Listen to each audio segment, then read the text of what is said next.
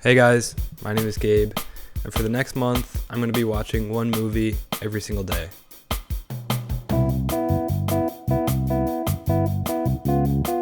The reason that I'm doing it is for a few reasons. One of them is that I wanted to expose myself to some films that I might not have watched otherwise.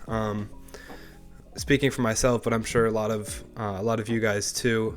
I have such a long list of movies that has been just accumulating over the years of recommendations from friends or family or professors, and I just never seem to get around to watching those films. And it's not like I don't want to. There's a lot of classics in there that every time I hear about it, I'm like, oh man, I really have to watch that one. Like, you might be surprised at some of the films that I haven't seen yet that are on my list. Yeah, I wanted to take this opportunity to watch some of those movies, knock them off my list, and really start to be better about conscious consumption. That's a term that's being thrown around a lot in my generation, and I think for good reason. Like, I find myself just kind of getting into the habit of scrolling, like sitting and scrolling on Instagram, and I think that's a lot of us. The thing is, like, I am conscious of the fact that is bad for me, and it's bad for my attention span, and just my consumption habits in general, but I still find myself doing it pretty frequently, and it gets to the point sometimes when I'll look back, I just spent 2 hours scrolling, and that's 2 hours I could have spent watching a movie, that could have actually had an impact on me.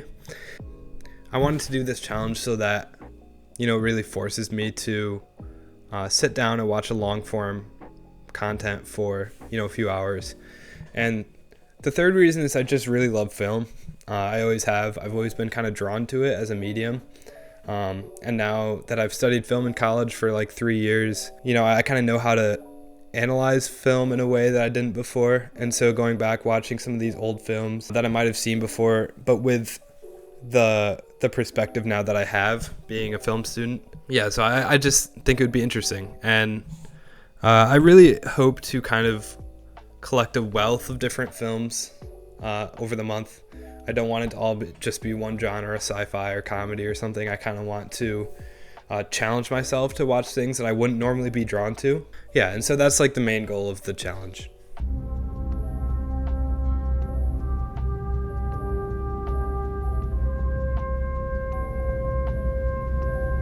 So today was the first day of this challenge, and I actually started off hot watching a film that's been recommended to me I don't even know how many times, 2001 A Space Odyssey. So obviously this is a film classic. All the people that are even remotely into film or movies say that this is like a must watch. It's like a keystone film, but I just never got around to watching it in its entirety. I've seen the first few sequences, I can't even tell you how many times, probably 20, 30 times.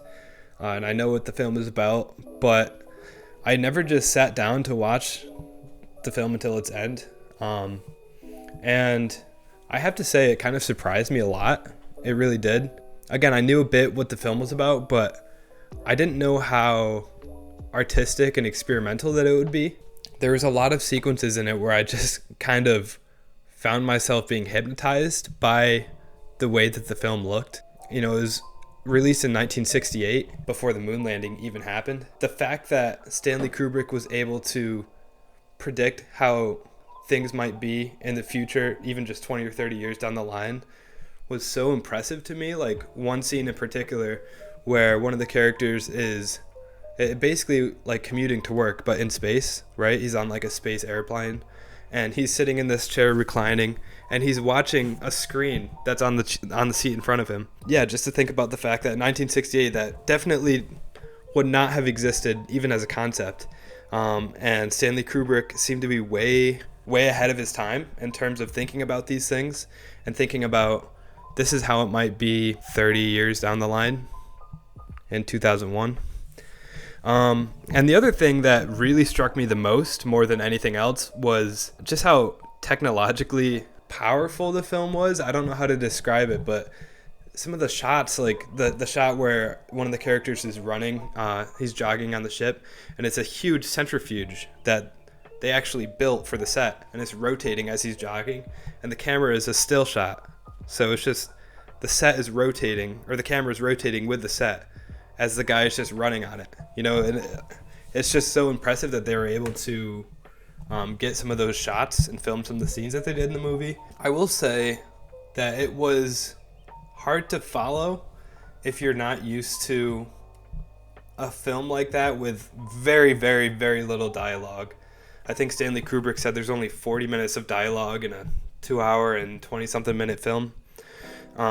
So yeah, it's just a visual film. It's a lot of just sitting back and listening to the music and the sounds that they use and watching these stunning shots. And they really are, like the shots of the spaceships and the shots of inside the spaceship, you know, with the astronauts walking around inside the spaceship. Everything just looks so sharp and metallic and clean. It has a very certain aesthetic to it that I've never experienced that before. And so yeah, overall, I did really like the film, but it left me feeling unsettled in a way that I've never felt before. There's a sequence where the main character kind of goes through a transformation, like literally and figuratively, and he travels to kind of like a hyperdimension. And in that sequence, there's a lot of just like flashing shots of, you know, like gradient textures and colors floating around the film. And then it keeps cutting to his face, making different, like, you know, distressed emotions inside the spacesuit, and then really wicked close-ups of his eyes turning different colors. And then it felt to me watching it like the sequence was like 10 minutes long at least of just like really kind of loud, distorted sounds and distressed music while this was happening. So yeah, it went from being kind of more of a story that I could follow where they're talking and I could, you know, see what's happening with the characters, to just this all out, like, just I don't even know how to describe it. It was just an experience is the only way that I could describe it. And for me, like, I just moved into a new apartment and I'm living here alone right now. I was sitting in here alone just feeling like unsettled by all of it. You know what I mean? Yeah, I just really felt unsettled by all of it. The way that the music sounded juxtaposed with the images that I was seeing on screen. And then the ending was just so unique and iconic in a way, but it left me feeling like, what did I just watch, you know? And it took like a full few hours to sit and kind of digest that. And I was looking up on YouTube and stuff, the meaning of 2001 explained, you know, but it could just be interpreted in so many different ways. And I listened to an interview with Stanley Kubrick where he was saying he doesn't really want people to try to find a descriptive meaning of what the ending is supposed to be. He wants people to just, you know, have their emotions be evoked by the images and the sounds and tap into some sort of subconscious. And I think that it did that for me, you know, like I was really focused on just having all my attention watching this movie. It brought up a lot of deep emotions and stuff that I just never felt before and I wasn't familiar with, and it was kind of uncomfortable for me. But I think that is the whole point of it. And so, yeah, overall, I think that the film is spectacular in the sense that it is able to achieve its goal of, you know, reaching into the human subconscious and exploring themes that are complex and yet so human, you know what I mean? Themes of evolution and development and technology. And I think it's meant to represent that where we're headed right now with humanity, we're headed in the direction of needing more and more and more reliance on technology, and specifically AI, like computer technology, that we're kind of trying to adopt the role of the creator as humans, you know? We're creating this thing that is meant to transcend us and become smarter than us. And that's what HAL is supposed to be in the movie. You know, like HAL is this supercomputer that is smarter than humans and can do all of these calculations and stuff that a human never could do.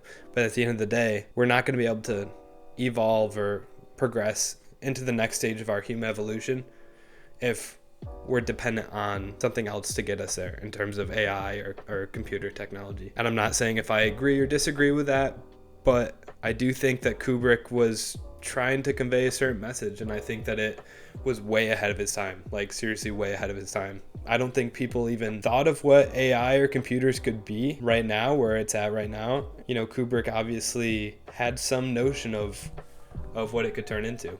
And so, yeah, I thought the movie was really powerful, really weird, really unsettling.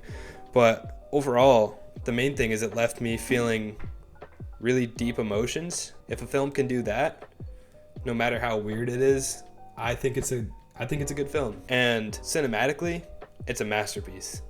And I don't think that could even be argued. You know what I mean? So yeah, overall, I would give this 8.5 out of 10 because I didn't really connect with the characters too well on an emotional level. The story didn't really draw too much out of me, but the visuals and the shots were absolutely stunning, and I think that just raises the bar.